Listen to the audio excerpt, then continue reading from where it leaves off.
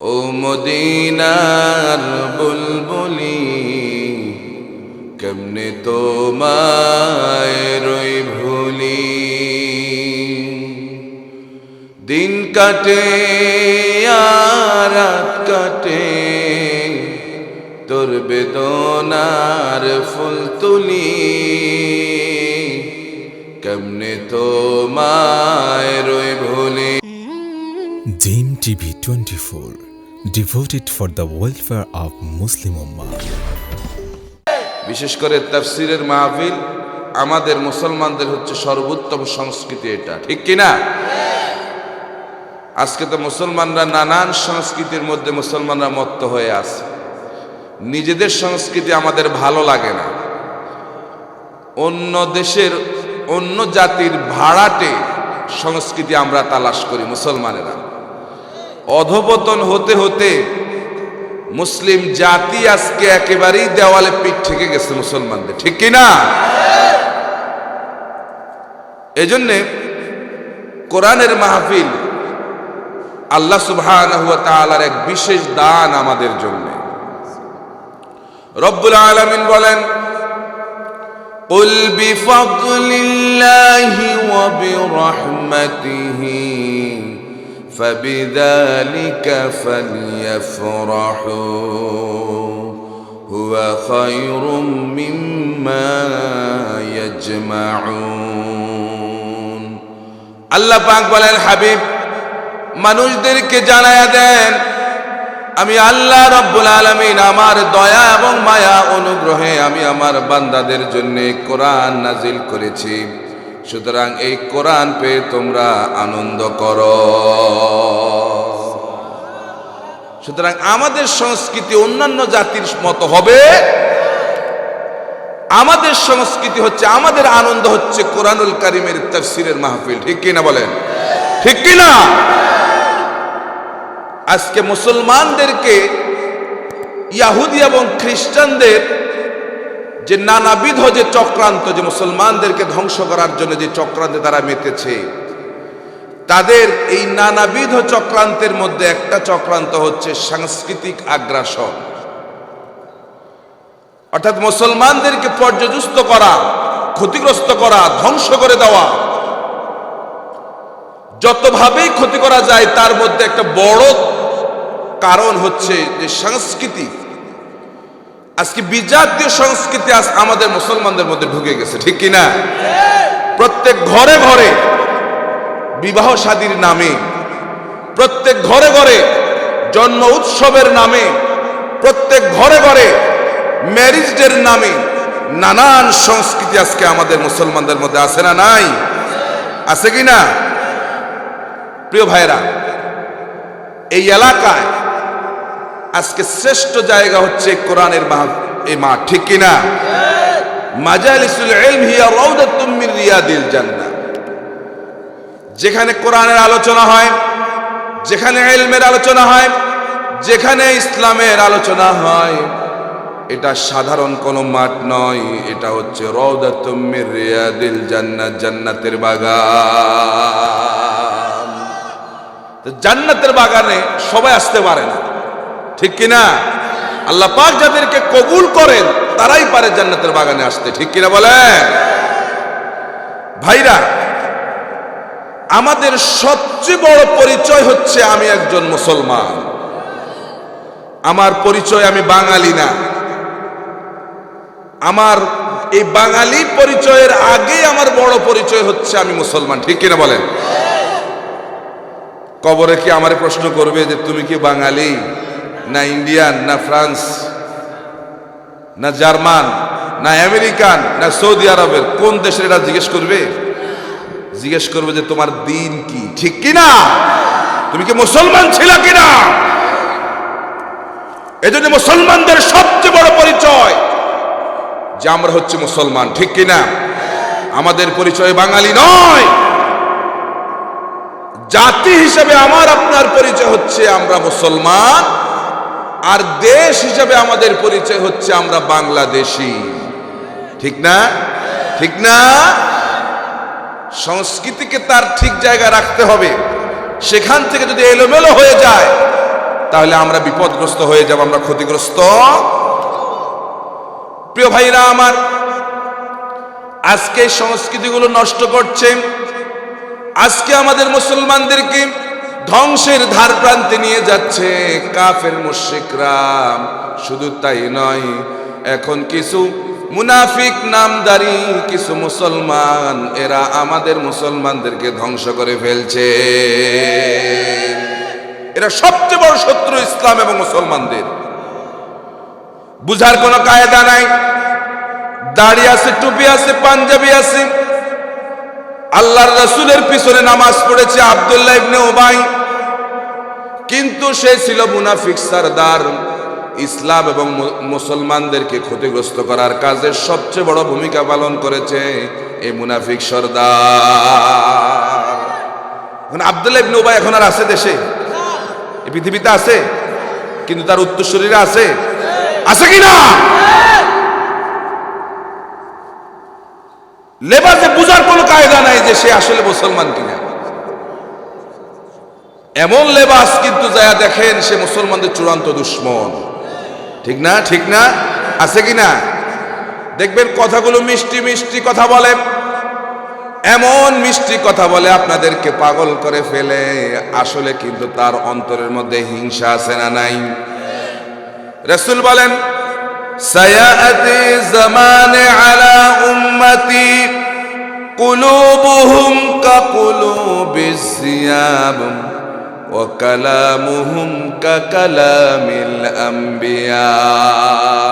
অচিরে আমার উম্মতের মধ্যে এমন একটা সময় আসবে, কালামুহুম কাকালামিল আম্বিয়া, এদের কথাগুলো নবীদের কথা মতো মনে হবে, অথচ কুলুবুহুম কাকুলুবিজ জিয়াব, এদের অন্তরে হিংসায় ভরপুর। আছে না? আছে না? আছে কিনা? মিষ্টি মিষ্টি কথা নির্বাচনের আগে, কি সুন্দর কথা।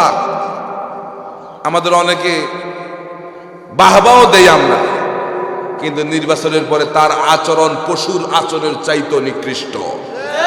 কথা ঠিক কিনা বলেন? এদের অন্তরে মুসলমানদের জন্য এদের কোনো মায়া নাই। যত হিংসা বিদ্বেষ কোরআনের জন্য, তাফসীরের মাহফিলের জন্য, মুসলমানদের জন্য এদের হিংসা বিদ্বেষ আছে না নাই? আছে কিনা? কোরআনের মাহফিল হলেই এদের কপাল কুঁচকে যায়, কারণ এরা জানে কোরআনের মাহফিলে সঠিক কোরআন থেকে যখন কথা হবে তখন সমস্ত কথাগুলো এর চরিত্রের বিরুদ্ধে চলে যাবে। ঠিক কিনা বলেন? ঠিক কিনা? এরা নানান ভাবে চেষ্টা করে কোরআনের মাহফিলগুলো বন্ধ করতে, করে কিনা?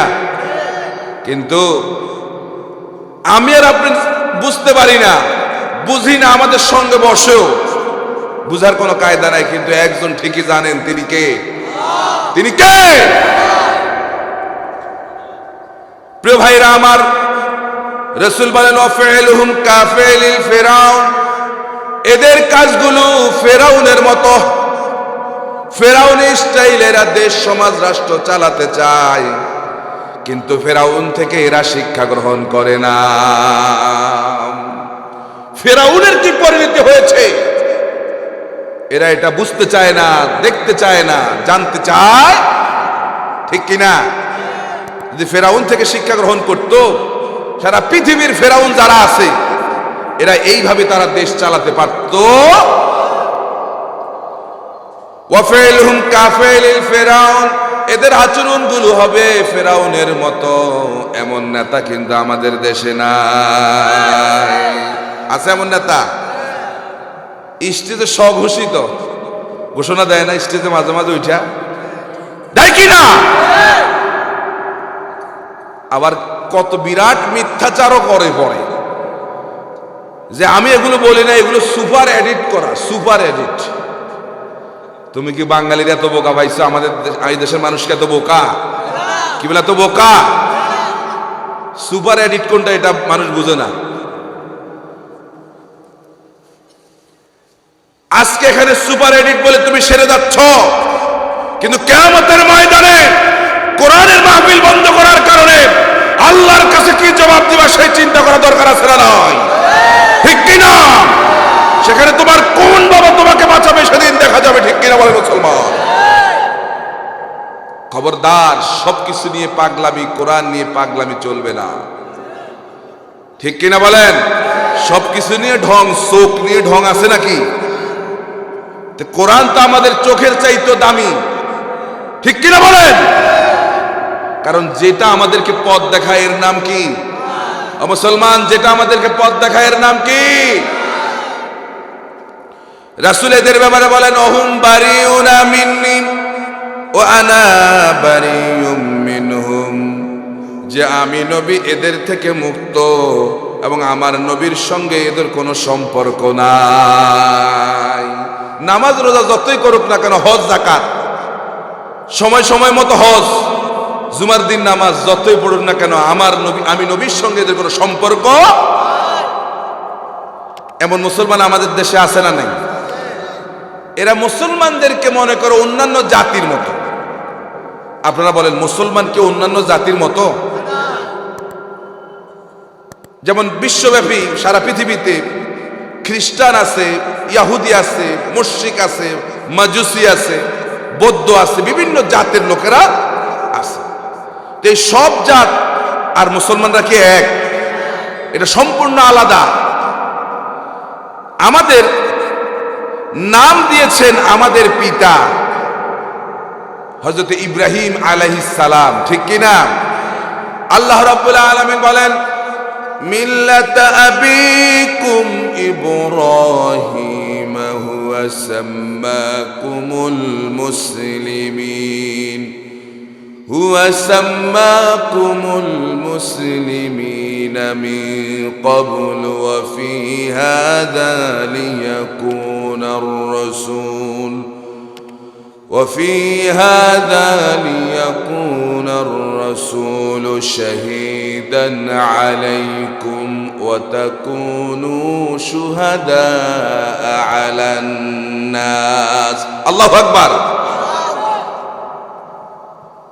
আল্লাহ পাক বলতেছেন, মিল্লাতা আবিকুম ইব্রাহিম, এই মুসলিম মিল্লাতের পিতা হচ্ছেন হযরত ইব্রাহিম আলাইহিস সালাম। হুয়া সাম্মাকুমুল মুসলিমিন, আর তিনি তোমাদের নাম রেখেছেন তোমরা হচ্ছে মুসলমান। সুবহানাল্লাহ বলি, সুবহানাল্লাহ বলি। আমাদের নাম রাখছে কে? আমাদের পিতা ইব্রাহিম। তাহলে তিনি আমাদের জাতির পিতা। কোন সন্দেহ? কোন সন্দেহ? জাতির পিতা এত সহজ না। ইব্রাহিম আলাইহিস সালাম এত সহজে জাতির পিতা হন নাই। এই মিল্লাতের পিতা এত সহজে অনেকগুলো পরীক্ষা দিয়া ইব্রাহিম আলাইহিস সালামকে পিতা হতে হয়েছে, ঠিক কিনা? এখানে পিতা মানি নেতা, পিতা মানে কি? নেতা। পিতা মানি ইমাম। ইব্রাহিম আলাইহিস সালাম এই জাতির নেতা, এই জাতির পিতা, এই মুসলিম জাতির ইমাম হচ্ছেন ইব্রাহিম আলাইহিস সালাম। আর তিনি তোমাদের নাম রেখেছেন তোমরা মুসলমান। এরপর আল্লাহ বলেন, এই মুসলমান হবে এমন যে যাতে করে এদের জন্য, তোমাদের জন্য সাক্ষী হবে তোমাদের রসুলগণ। রসুলগণ আমাদের সাক্ষী। শুধু তাই না, ওয়া তাকুনু শুহাদা আলান নাস, আমরা যারা মুসলমান, আমরা অন্যান্য জাতির উপর সাক্ষী হব। কি হব? কি হব? সাক্ষী। আল্লাহ পাক আমাদেরকে বলেছেন আমরা অন্যান্য জাতির জন্য কি হব? মুসলমান, কথা বুঝেন না? কি হব? সাক্ষী। বোঝেন আপনারা? কি বুঝেন? না, সাক্ষী মানে এখানে সেটা না। মুরব্বীরা বুঝবে, যারা মাটি কাটে খেয়াল করে দেখবেন, মাটি কাটার পরে টিলার মতো একটা উঁচু জায়গা রাখে, এটাকে আমাদের গ্রাম অঞ্চলে বলে সাক্ষী, ঠিক কিনা বলেন মুরব্বীরা? মুরব্বীরা কথা বলে ঠিক কিনা? এটা কেন রাখা হয়? এটা এই জন্য রাখে, মাটিওয়ালা এই টিলার উপর ফিতা রেখে এসে মাপবে কতটুকু মাটি সে কেটেছে,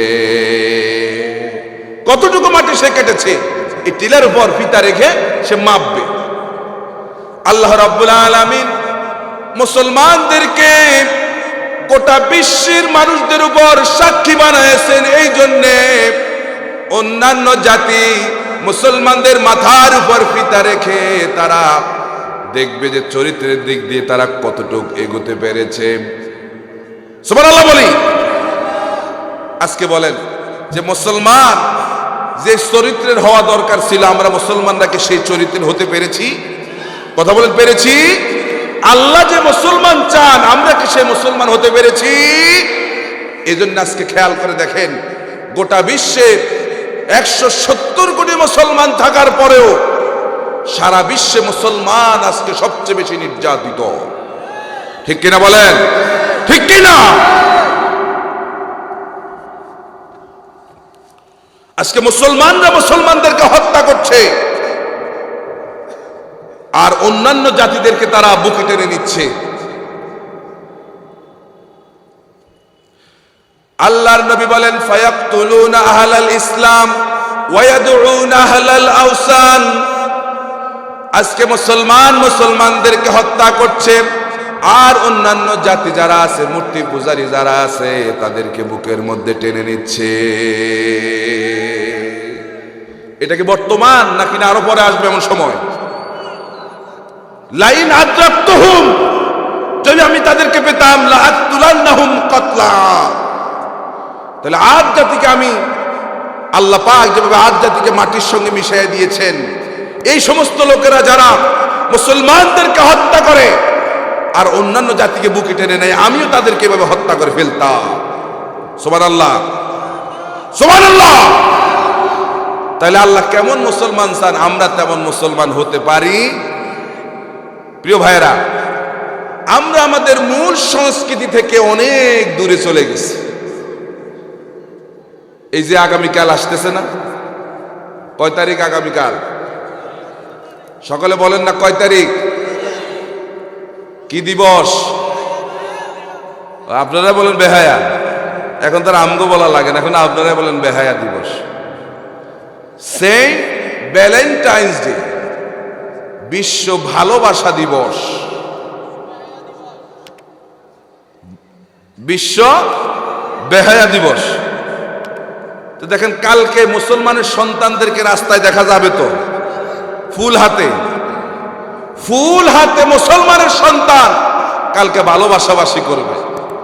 আর আমরা সে দেখব যে মুসলমান, তোমাদের ভালোবাসার অভাব আছে, এজন্য তোমার রাস্তায় রাস্তায় ভিখারির মতো ভালোবাসা করে তোমরা বেড়াবা। ঠিক কিনা? এটা কি মুসলমানের সংস্কৃতি? এই জাতিকে আমি প্রশ্ন করতে চাই, এটা কি মুসলমানের সংস্কৃতি? কশিন কালে এটা মুসলমানদের সংস্কৃতি হতে পারে না। এর উৎপত্তি হয়েছিল কোথা থেকে আগে আমরা সেটাই জানি না। হুজুগে বাঙালির মতো আমরা ছুটছি। কেউ একজন বলেছে সিল কান নিয়ে গেছে, আমরা দৌড় মারছি কানের মধ্যে হাত না দিয়ে সেই সিলের পেছনে। ঠিক কিনা? আমরা শেষ হুজুগে হয়ে গেছি। কেউ একজন বলেছে 14 ফেব্রুয়ারি ভালোবাসা দিবস। এবার বুঝে শুনে, বুঝি আর না বুঝি, এদিন সকলে, কি নারী কি পুরুষ, এমনকি শহরে অনেক মডার্ন পরিবারের মধ্যে বুড়া বুড়িরাও এই ভ্যালেন্টাইন্স ডে পালন করে। ঠিক কিনা বলেন? ঠিক কিনা? এটা কিয়ামতের আলামত। কি করে এই দিনে? যুবক ছেলেরা যুবতী মেয়েদের গালের মধ্যে উল্কি এঁকে দেয়। আমি এই জাতিকে প্রশ্ন করি, একজন যুবক ছেলের একটা যুবতী মেয়ের গালের মধ্যে উল্কি আঁকা, এটা কি মুসলমানদের সংস্কৃতি? বলে, এটা কি মুসলমানদের সংস্কৃতি? এই জায়গায় পর্দাকে জবাই করে দেওয়া হয়েছে। আল্লাহ পাকের বিধান পর্দা, এই ফরজ বিধানকে জবাই করে দেওয়া হয়েছে এই জায়গায়। ঠিক না? এর উৎপত্তি হলো কোথা থেকে? 269 সাল, 69 খ্রিস্টাব্দ। কত খ্রিস্টাব্দ? তার মানে রাসূলেরও জন্মের আগে, 570 খ্রিস্টাব্দে রাসূল পৃথিবীতে আসছে। রাসূলেরও জন্মের আগে 269 খ্রিস্টাব্দে ইতালির রোম নগরীতে সেন্ট ভ্যালেন্টাইন নামে একজন খ্রিস্টান পাদ্রী, এবং তিনি চিকিৎসকও ছিলেন। তিনি ধর্ম প্রচারের অভিযোগে, অর্থাৎ সেই দেশে তিনি তার ধর্ম প্রচার করতেন, এই অভিযোগে রোমান সম্রাট দ্বিতীয় ক্ল্যাডিয়াস তাকে বন্দী করেন, তাকে জেলখানায় বন্দী করে রাখেন। কারণ হচ্ছে তিনি যে রোমান সাম্রাজ্যে খ্রিস্টানদের ধর্মপ্রচার সেই সমাজের মধ্যে নিষিদ্ধ ছিল, আর তিনি খ্রিস্টান ধর্ম যাজক ছিলেন, তিনি সেখানে খ্রিস্টানদের ধর্ম প্রচার করতেন। কে? Saint Valentine. সেন্ট ভ্যালেন্টাইন এই লোকটা, এটা একজন ব্যক্তির নাম। এখন এই কারণে সেখানে এই রোমান ক্যাথলিকরা তাকে বন্দি করে কারাগারের মধ্যে তাকে রেখে দেয়। সেই কারাগারে কারারক্ষী একটা মেয়ে ছিল দৃষ্টিহীন, তার কোনো চোখে কোনো আলো ছিল না, দেখতে পারতো না। তো এই চিকিৎসক সে কারাগারে থাকাকালীন সে মেয়ের চিকিৎসা করে চোখ ভালো করে দিচ্ছে। কথা বুঝছেন কিনা?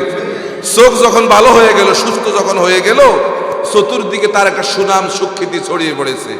এখন তার এই জনপ্রিয়তা সে রোমান ক্যাথলিকদেরকে ঈর্ষান্বিত করেছে, তাদেরকে আঘাত করেছে। এই কারণে তারা তাকে মৃত্যুদণ্ড দিয়েছে।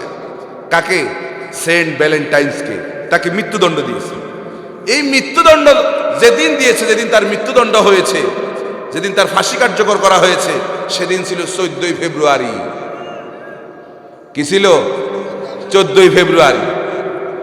তো সেই থেকে তার পরবর্তী বছর থেকে তার কিছু অনুসারী যারা ছিল, এই খ্রিস্টান এই ধর্মযাজকের যে অনুসারী যারা ছিল, তারা এই 14 ফেব্রুয়ারির দিনে তার নামে ভালোবাসা ছড়াছড়ি করত। এই সেই থেকে আজ অবধি পৃথিবীর মধ্যে 14 ফেব্রুয়ারি বিশ্ব বেহায়া দিবস বা যাই বলে বিশ্ব ভালোবাসা দিবস নামে এই দিনটা খ্রিস্টান, ইহুদি এবং অন্যান্য জাতির কাছে একটি আলোচিত দিন হয়ে গেছে। আমি বলি এটা মুসলমানদের জন্য ভালোবাসার দিন হতে পারে না, ঠিক কিনা বলেন? পৃথিবীর বিভিন্ন দেশে এর নোংরামির কারণে, এর পদস্খলনের কারণে, জাতির পদস্খলনের কারণে বিভিন্ন জাতি অনেক সময় এই ভ্যালেন্টাইন্স এই দিবসটাকে নিষিদ্ধ করেছে। যেমন ফ্রান্স সরকার 1776 সালে ফ্রান্স সরকার এই ভ্যালেন্টাইন্স এই দিবসকে তারা নিষিদ্ধ করেছিল।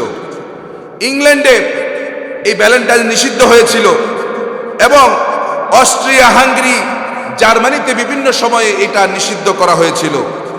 আমাদের পার্শ্ববর্তী দেশ পাকিস্তানে 2017 সালে ভ্যালেন্টাইন্স ডেটা নিষিদ্ধ হয়েছে।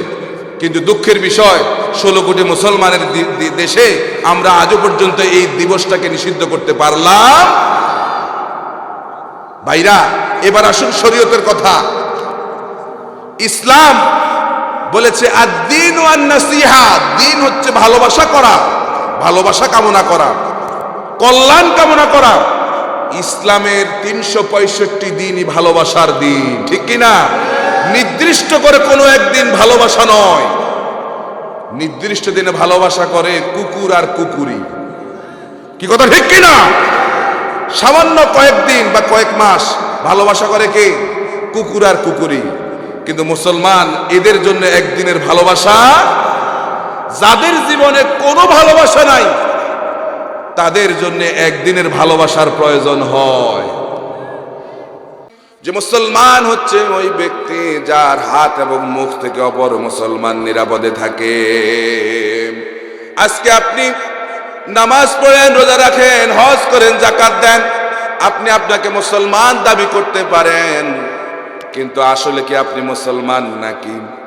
খ্রিস্টানদের পরিচয় আমরা কিভাবে দেই? যারা রবিবার দিনে যারা গির্জায় যায় তারা খ্রিস্টান, যারা শনিবারের দিনে সিনাগোতে যায় তারা ইহুদি, যারা 12 মাসে 13 পূজা করে, 33 কোটির উপর যাদের খোদা আছে তাদেরকে বলি আমরা মুশরিক, ঠিক কিনা?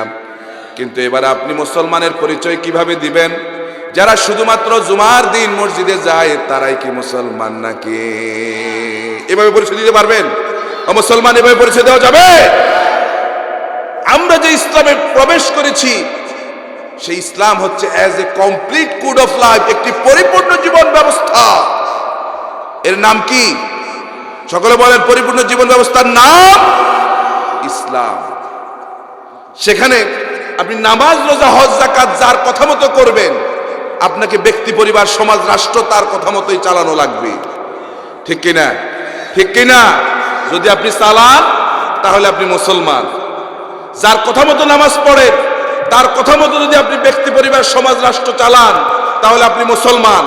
আর যদি যার কথা মতো নামাজ পড়েন, তার কথা মতো যদি সমাজ, পরিবার, ব্যক্তি যদি না চালান, আপনি মুসলমান দাবি করতে পারেন, কিন্তু পারতপক্ষে আপনি মুসলমান নন। কি কথা ঠিক কিনা বলেন?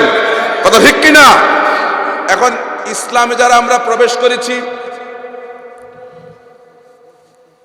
ইসলাম যে সিলমুন শব্দের অর্থ হচ্ছে আনুগত্য করা, নিজেকে সারেন্ডার করা, আত্মসমর্পণ করা। যে মুসলমান তাকে সে আত্মসমর্পণ করে কার কাছে? কার কাছে? আমাদের পিতা ইব্রাহিম আলাইহিস সালামকে যখন আল্লাহ রাব্বুল আলামিন বললেন, ইদ ক্বালা লাহু রাব্বুহু আসলিম ক্বালা আসলামতু লিরাব্বিল আলামিন। আল্লাহু আকবার। যখন ইব্রাহিম আলাইহিস সালামকে আল্লাহ রাব্বুল আলামিন বললেন, আসলিম ইব্রাহিম, আত্মসমর্পণ করো, ইব্রাহিম আলাইহিস সালাম এক মুহূর্ত দেরি করলেন না, সঙ্গে সঙ্গে তিনি বললেন, আমি বিশ্ব মালিকের সামনে আত্মসমর্পণ করলাম। সারেন্ডার হওয়া, মুসলমান মানে সারেন্ডার হওয়া, আত্মসমর্পিত হওয়া। কার সামনে? কার সামনে? আপনি যদি আল্লাহর সামনে আপনার জীবনের সকল বিষয়ে আত্মসমর্পিত হন, তাহলে আপনি মুসলমান। আর না হয় আপনি মুসলমান হতে পারলেন।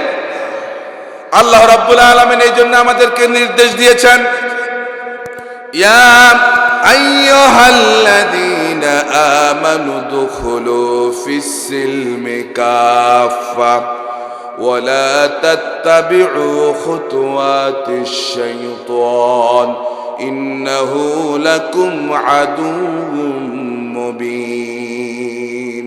আল্লাহু আকবার। আল্লাহ রাব্বুল আলামিন বলেন, হে ঈমানদাররা, উদখুলু ফিস-সিলমি কাফা, সিলমের মধ্যে, ইসলামের মধ্যে পরিপূর্ণ প্রবেশ করো। একটু একটু না, পরিপূর্ণ প্রবেশ করো। এখন পরিপূর্ণ প্রবেশ করাটা মানে কি? যেমন কেউ একজন পাঞ্জাবি পরবে, শার্ট পরবে, এক হাতা ভেতরে ঢুকালো, আরেক হাতা বাহিরে রেখে একেবারে রাস্তার উপরে চলে আসছে, কেউ কি বলবে সেই শার্টটা পরেছে? যখনই দুই হাতা ভেতরে ঢুকায় বোতাম লাগাবে, তখনই বলবে সেই শার্ট পরেছে। ঠিক কিনা? এখন আপনার নামাজ, রোজা, হজ, যাকাত আল্লাহর কথা মতো হয়, কিন্তু আপনার ব্যবসা বাণিজ্য, লেনদেন, বিবাহ শাদী, আমানতদারিতে এগুলো আল্লাহ এবং তার রাসূলের হুকুম মোতাবেক হয় না। তাহলে শার্ট যেভাবে আপনারা পরা হয় নাই, যেভাবে বললেন, এইভাবে আপনি মুসলমান হতে পারলেন না। ওয়ালা তাত্তাবিউ খুতুওয়াতিশ শাইতান, খবরদার, শয়তানের পদচিহ্ন অনুসরণ করা যাবে। আজকে আমরা শয়তানের পদচিহ্ন অনুসরণ করি, কালকে তো বড় বড় শয়তান দেখা যাবে আমাদের দেশে। ঠিক কি না? শয়তান আমাদের মুসলমানদের এই কাজগুলো দেখা দূর থেকে হাসে আর বলে, আল্লাহ আমারে শয়তান বানাইলা কেন? আমার সাথে তো বড় শয়তান এগুলা। ঠিক কি না?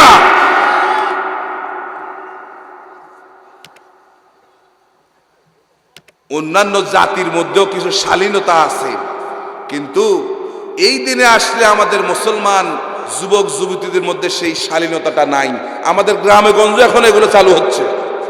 এই জন্য আমি এই জনতাকে বলতে চাই, গ্রামে যেখানেই এগুলো দেখবেন সেখানে বন্ধ করে দেবেন। ঠিক কিনা? রাজি? এগুলো মুসলমানদের সংস্কৃতি হতে পারে না। আজকে আমাদের চরিত্রটা কেমন খেয়াল করে দেখেন। কবি বলছেন আর হাসছেন, মসজিদে মে যাকে নামাজ পড়ো, হোটেল পে শরাব পিও, তাকে রহমান भी राजी रहे और शैतान भी नाराज ना हो। মসজিদে যাও, আল্লাহর সিজদা দাও, শরাবখানায় গিয়ে, খারাপ জায়গায় গিয়ে এক গ্লাস পান করো, জেনা ব্যভিচার করো, যাতে করে আল্লাহ খুশি থাকে, শয়তান একটু খুশি রাখার দরকার আছে। আমাদের মুসলমানদের চরিত্র আজকে কেমন হয়ে গেছে না? ওমা আসাবাকুম মিন মুসিবাতিন ফাবিমা কাসাবাত আইদিকুম, তোমাদের কারণে তোমাদের উপর আজকে এই গজব তোমাদের উপর, মুসলমানদের উপর নাজিল হয়েছে। ঠিক কিনা? ঠিক কিনা? তোমাদের যেখানে পৃথিবীর বুকে মুসলমানদের দাম সবচেয়ে বেশি হওয়ার কথা ছিল, কিন্তু আজকে মুসলমানদের সেই দাম নাই। ঠিক না মুসলমান? ঠিক কিনা? আমরা আমাদের দাম নষ্ট করেছি। এই মুসলমান তো তারা যারা ময়দানে নারায়ে তাকবীর আল্লাহু আকবার ধ্বনি যখন উচ্চারণ করেছে, বাতিল ময়দান থেকে পালাতে বাধ্য হয়েছে, ঠিক না? আজকে মুসলমানদের নাকের উপর বসে খেলা করছে এই শয়তানগুলো, ঠিক না? এটা আমাদের কারণে। প্রিয় ভাইরা আমার, আল্লাহ বলেন শয়তান হচ্ছে তোমাদের প্রকাশ্য শত্রু, প্রকাশ্য শত্রু। সেই শয়তান আমরা সঙ্গে নিয়ে চলি। প্রিয় ভাইরা আমার, এখন মুসলমান হওয়া লাগবে, পরিপূর্ণ মুসলমান হতে হবে। আল্লাহ রাব্বুল আলামিন নির্দেশ করেন, ইয়া আইয়ুহাল্লাযীনা আমানু তাকুল্লাহা হাক্কা তুকাতিহি ওয়া লা তামুতুন্না ইল্লা ওয়া আনতুম মুসলিমুন। ইয়া আইয়ুহাল্লাযীনা আমানু, হে ঈমানদাররা।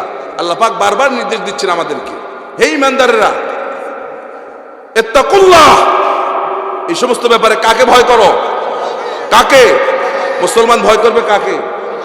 আল্লাহকে ভয় করো। খবরদার, ফাত্তাকুল্লাহ মাস্তাতাতুম, যতটা ভয় করা সম্ভব আল্লাহকে ততটাই ভয় করো, ভয় করো।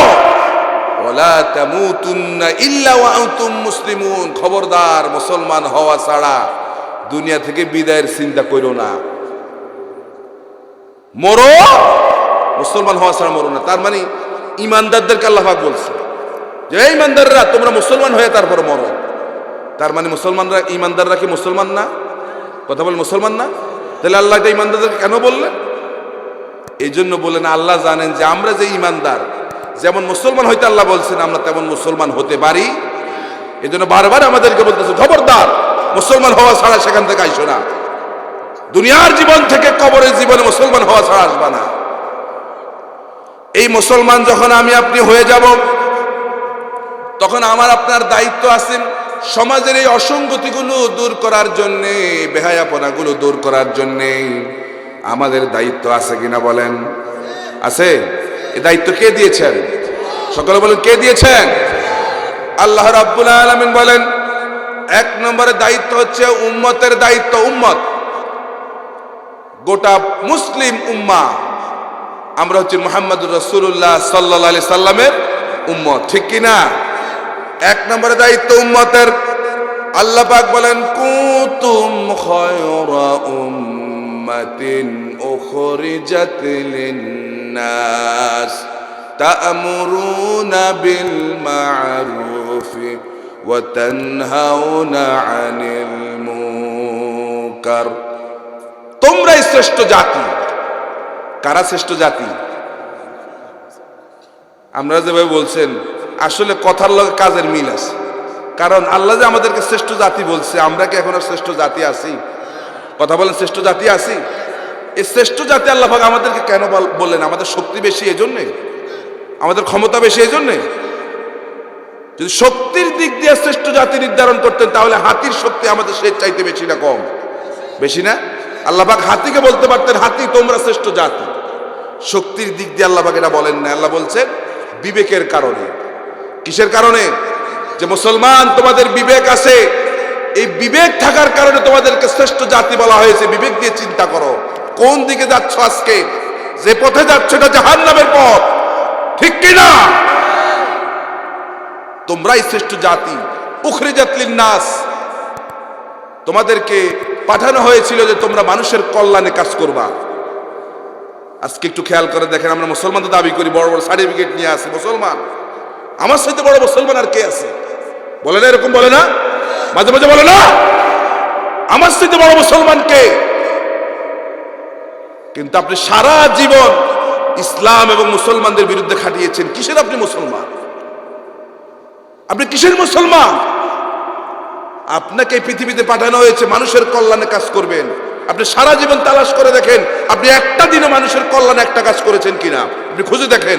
দূরবীন দিয়েও অনেক মুসলমান এমন আছে, দূরবীন দিয়ে খুঁজে পাওয়া যাবে না সারা জীবনে একটা কল্যাণ কাজ করছে। কি কথা ঠিক কিনা বলেন? আমার সাথে একমত কিনা আপনারা?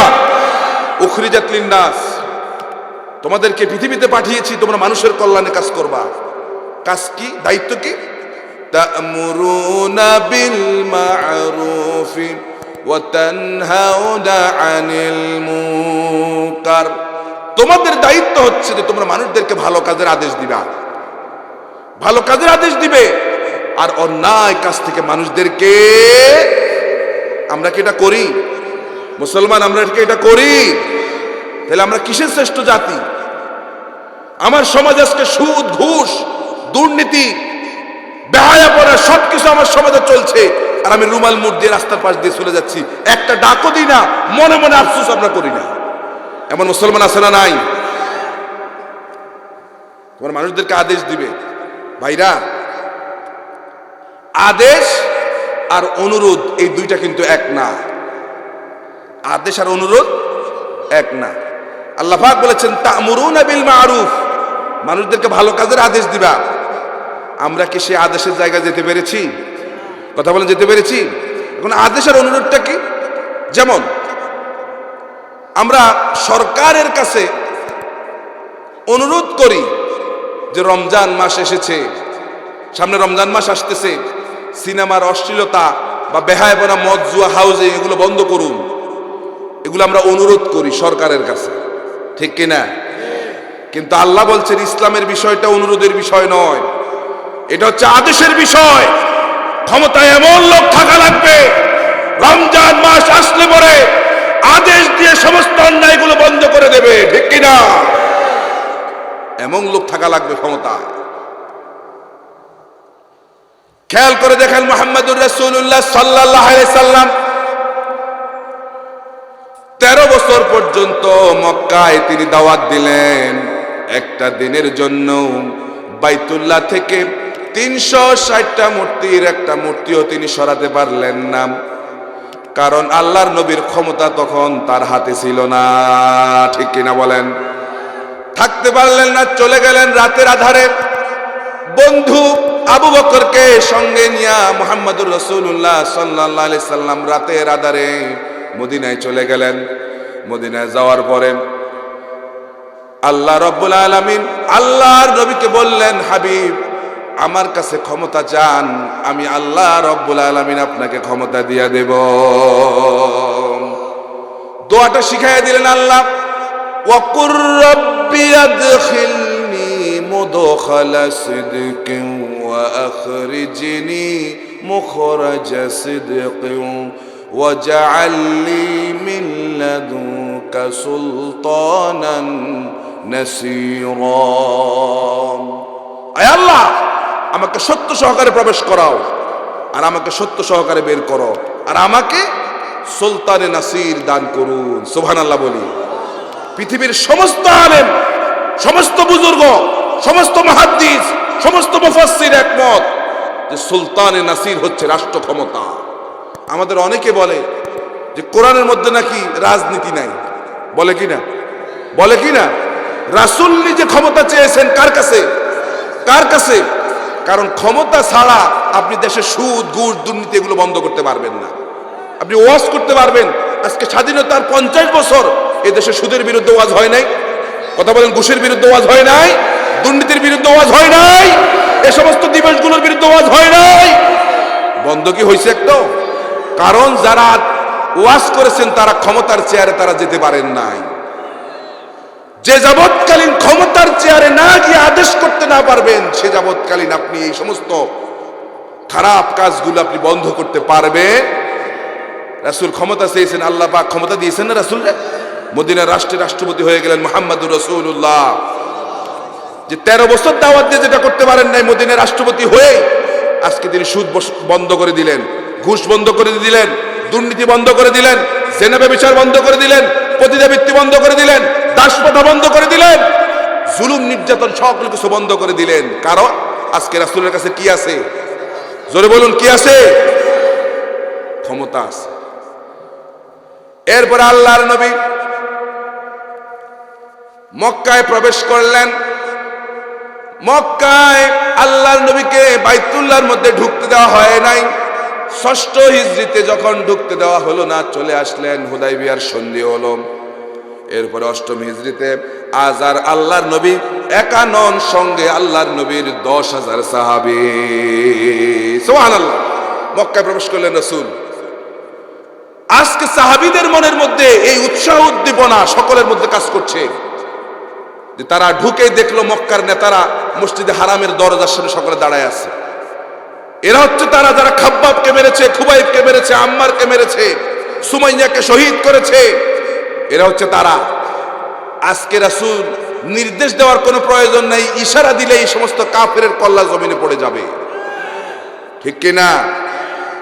রাসূল বললেন, আমার বিনা অনুমতিতে তোমরা কারোর উপর কোনো হস্তক্ষেপ করতে পারবা? এটা হচ্ছে ইসলাম, এটা হচ্ছে ইসলাম। মক্কার নেতারা বলল, মক্কার নেতাদেরকে আল্লাহর নবী বললেন, ও মক্কার নেতারা, তোমরা আমার কাছে কি চাও? মক্কার নেতারা বলল, আমরা একজন উত্তম ভ্রাতার কাছে উত্তম কিছু আশা করি। দেখছেন এই অবস্থা, যে মক্কার লোকেরা তাকে মক্কা থেকে বের করে দিল, আজকে তারা মক্কার লোকদের কাছে আল্লাহ রসুলের কাছে উত্তম কিছু আশা করে। আল্লাহর নবী বললেন, আমার ভাই ইউসুফ আলাইহিস সালাম তার 11 ভাইকে যেভাবে মাফ করে দিল, তিনি বললেন, লা তাসরিবা আলাইকুমুল ইয়াউম। সে 11 ভাইকে বললেন যে তোমাদের প্রতি আমার কোনো বিদ্বেষ নেই, আমি তোমাদেরকে মাফ করে দিলাম। আল্লাহর নবী বললেন, ও মক্কার নেতারা শুনো, আজকের এই কঠিন ময়দানে, আজকে কঠিন পর্যায়ে আমি তোমাদেরকে মাফ করে দিলাম। সুবহানাল্লাহ। প্রিয় ভাইরা আমার, আল্লাহর নবী মসজিদে হারাম থেকে বের হয়ে বাইতুল্লাহর মধ্যে ঢুকবেন, বুখারীর হাদিস। বাইতুল্লাহর মধ্যে ঢুকছেন আর এক এক করে একটা একটা করে মূর্তিগুলো সব সরাচ্ছেন আর বলছেন, কুল জাআল হক ওয়া যাহাকাল বাতিল ইন্নাল বাতিলা কানা যাহুকা। সত্য এসে গেছে, মিথ্যা বের হয়ে যা। সুতরাং আমরাও যদি এইভাবে যদি আমরা ভালো কাজের আদেশ দিতে পারি, অন্যায় কাজ থেকে মানুষদেরকে যদি ফেরাতে পারি, ইনশাল্লাহ আমাদের দেশে এমন সময় আসবে, আসবে কিনা? তাহলে 1 নম্বর দায়িত্ব হচ্ছে উম্মতের, 2 নম্বর দায়িত্ব দলের। আল্লাহ রাব্বুল আলামিন বলেন, ওয়াল তাকুম মিনকুম উম্মাতুন ইয়াদউনা ইলাল খায়র ওয়া ইয়া'মুরুনা বিল মা'রুফি ওয়া ইয়ানহাউনা আনিল মুনকার। আল্লাহ পাক বলেন, তোমাদের মধ্যে এমন একটা দল থাকা লাগবে যারা মানুষদেরকে অন্যায় থেকে ফেরাবে, ভালো কাজের আদেশ দেবে, আর অন্যায় কাজ থেকে যারা মানুষদেরকে ফেরাবে, এমন একটা দল তোমাদের মধ্যে থাকা লাগবে। সুবহানাল্লাহ। এমন একটা দল কি আমাদের মধ্যে আছে? আছে? খুঁজে নেওয়া লাগবে, বিবেক থাকা লাগবে। মানুষ, তোমার কিসের দাম? তোমার একটাই দাম হচ্ছে তোমার বিবেক আছে, এই জন্য তোমার দাম আছে, ঠিক না? ঠিক না? ইচ্ছা, তোমার ইচ্ছা শক্তির দাম, তোমার বিবেকের দাম। তোমার ইচ্ছা শক্তি, তোমার বিবেক হচ্ছে তোমার আমানত। কার পক্ষ থেকে? আল্লাহর পক্ষ থেকে। তোমার ইচ্ছা শক্তি, তোমার বিবেক, এটা হচ্ছে তোমার আমানত। এই ইচ্ছা শক্তি যেখানে সেখানে ব্যয় করা যাবে না, এই আমানত যেখানে সেখানে ব্যয় করা যাবে না। তাইলে ইচ্ছা শক্তি আছে, বিবেক আছে, বিবেক দিয়ে চিনবেন যে কারা আল্লাহ এবং আল্লাহ রসুলের দল। সেই দলে হিজবুল্লাহ, আল্লাহর দলে এবং আল্লাহ রসুলের দলে কারা আছে, যাদের অসংখ্য শাহাদাতের নজরানা আছে, কারা তারা? এটা দেখাবার জন্য চোখ দিয়া, ইশারা দিয়া দেখাবার কোনো প্রয়োজনে বিবেক থাকলেই বের করা সম্ভব, ঠিক কিনা? তাহলে 2 নম্বর দায়িত্ব দলের। 3 নম্বর দায়িত্ব হচ্ছে ব্যক্তির। দেখেন, সর্বপ্রথম উম্মতের দায়িত্বের কথা বলা হয়েছে, অনেক মানুষ, এরপরে দল সংক্ষেপ হয়ে গেল, দলের দায়িত্ব। এবার আল্লাহ সূরা লোকমানের মধ্যে বলেন, লোকমান তার সন্তানকে বলেছে, এবার হচ্ছে ব্যক্তির দায়িত্ব। সুতরাং এই দায়িত্ব ব্যক্তি পর্যায়ে চলে এসছে। হযরত লোকমান তার সন্তানকে বললাম, ইয়া বুনাইয়া আকিমিস সালাতা ওয়া আমুর বিল মা'রুফি ওয়ানহা আনিল মুনকার ওয়াসবির আলা মা আসাবাক ইন্না যালিকা মিন আজমিল উমুর। ইয়া বুনাইয়া, হে আমার কলিজার টুকরা সন্তান, যুবক ছেলে, যুবককে বলতেছে, আকিমিস সালাহ, নামাজ প্রতিষ্ঠিত। আমাদের সমাজে নামাজ প্রতিষ্ঠিত আছে? পড়া আছে, প্রতিষ্ঠিত নাই। সুতরাং প্রতিষ্ঠিত করো। এরপরে যাকাত আদায় করো, আর মানুষদেরকে ভালো কাজের আদেশ দাও, অন্যায় কাজ থেকে ফেরাও। যুবকদেরকে কেন বললেন? কারণ এই কাজগুলো যুবকদের দ্বারা সম্ভব। চিরকাল যুবকদের রক্তের উপর ভিত্তি করে ইসলামী রাষ্ট্র প্রতিষ্ঠিত হয়েছে, ঠিক কিনা? বুড়ার দায়িত্ব দেয় নাই, কারণ বুড়া পারবে না। কাকে দায়িত্ব দিয়েছে? যুবকদেরকে। যুবক পারবে? বলে ইনশাআল্লাহ।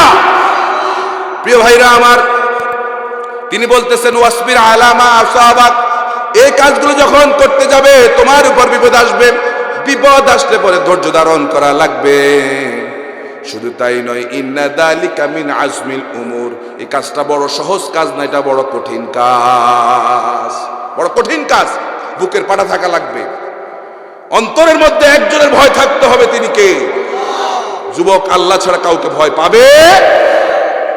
আল্লাহর দিকে তাকায় কাজ করতে হবে। তাহলে আল্লাহু ইয়াসিমুকা মিনান নাস, আল্লাহ পাক আমাকে আপনাকে মানুষের ঝড় থেকে বাঁচাবে, ঠিক কিনা? তাহলে 3 নম্বর দায়িত্ব ছিল ব্যক্তির। আর 4 নম্বরের দায়িত্ব বলতাম নি, 4 নম্বরে কড়া দায়িত্ব। 4 নম্বর হচ্ছে দায়িত্ব সরকারের। কার দায়িত্ব? সরকারের। কে দিছে? আমি না, কে দিছে? আল্লাহ দায়িত্ব দিছে। আল্লাহ রাব্বুল আলামিন বলেন, আল্লাযীনা ইম্মাক্কান্নাহুম ফিল আরদি আকামুস সালাতা ওয়া আতাউস যাকাতা ওয়া আমারু বিল মা'রুফি ওয়া নাহাউ আনিল মুনকার।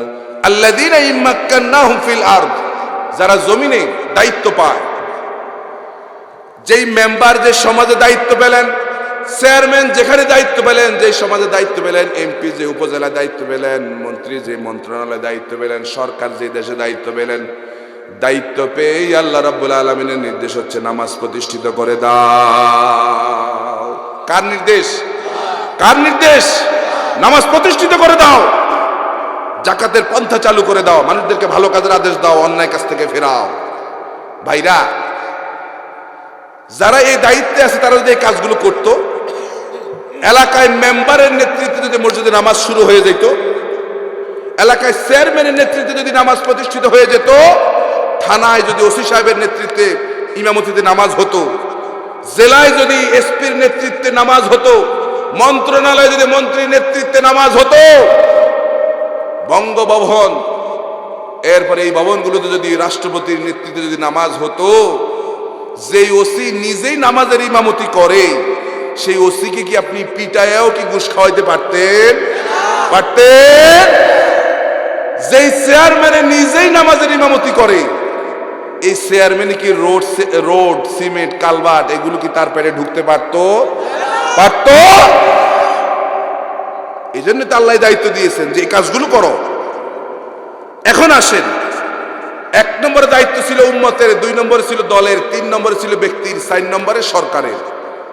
এই দায়িত্বগুলো যদি আমরা পালন না করি, তাহলে কি পরিণতি আমাদের হতে পারে সেটা আমরা দেখতে চাই না? দেখতে চাই না? কি পরিণতি হতে পারে দেখে যান। সূরা বাকারার 65 নম্বর আয়াতে আল্লাহ পাক বলতেছে যে বনি ইসরাইলদের যুগে তখন শনিবারের দিনে মাছ খাওয়া নিষিদ্ধ ছিল। জানেন তো ঘটনা? আল্লাহ পাকের এই নিষেধকে অমান্য করে যারা মাছ খেয়েছে, ইহুদিদের মধ্যে 70,000 বনি ইসরাইলকে আল্লাহ পাক রাতারাতি বানর বানায় দিয়েছে। এই ঘটনা কোরআনে আছে না? সূরা বাকারা 65 নম্বর আয়াত আল্লাহ রাব্বুল আলামিন বলেন, ওয়ালাকাদ আলিমতুমুল্লাযীনা আতাদাউ মিনকুম ফিস সাবতি ফাকুলনা লাহুম কুনু কিরাদাতান খাসিইন। ইহুদিদেরকে লক্ষ্য করে আল্লাহ পাক বলতেছেন, নিজেদের জাতিদের সেই সমস্ত লোকদের ঘটনা তোমাদের নিশ্চয়ই মনে আছে, যারা শনিবারের দিনে যারা মাছ খেলো, আল্লাহ পাক তাদেরকে রাতারাতি বানর বানায় দিয়েছে। তাফসীর ইবনে কাসিরের মধ্যে এসেছে, আল্লামা ইবনে কাসির রাহিমাহুল্লাহ তিনি তাফসীর করতে লিখেছেন যে সেখানে 3টা দলে বিভক্ত হয়ে গেছে সেই সময়ে। আল্লাহ পাকের নিষিদ্ধ ছিল শনিবারের দিন মাছ ধরো না। তো এরা কি করছে, খুব চালাক তো আছে না, এরকম চালাক মানুষ, শনিবারের দিনে মাছ ধরে নাই, নদীর সমুদ্রের কিনারে একটা গর্ত করছে, এই মাছগুলো সব গিয়ে গর্তের মধ্যে ঢুকছে, আর এরা গর্তের মুখটা বন্ধ করে দিচ্ছে। শনিবারের দিন ধরে নাই, রবিবারের দিন এবার ধরে মজা করে তারা খেতে লাগলো।